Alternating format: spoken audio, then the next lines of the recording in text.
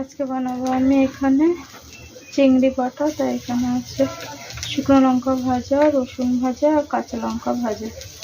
এখানে আমি চিংড়ি মাছ আর চিংড়ি মাছের মাথা হলুদ আর নুন দিয়ে ভালো করে ভেজে নিয়েছি সর্ষের তেল দিয়ে। এখানে কুচিয়ে রেখেছি পেঁয়াজ,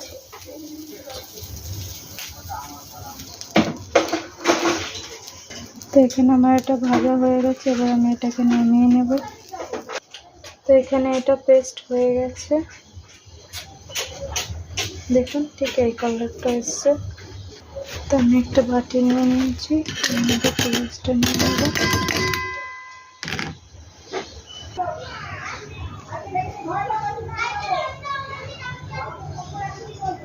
তারপর দিয়ে দেবো একটু নুন, যতটুকু পেঁয়াজে লাগবে ঠিক ততটুকু, আর দিয়ে দেবো সর্ষের তেল।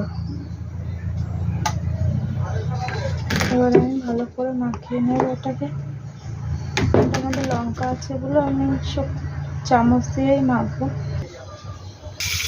মানে হয়ে গেছে, এটার ফাইনাল রেজাল্ট। দারুণ টেস্ট লাগে, আপনারা খেয়ে দেখবেন।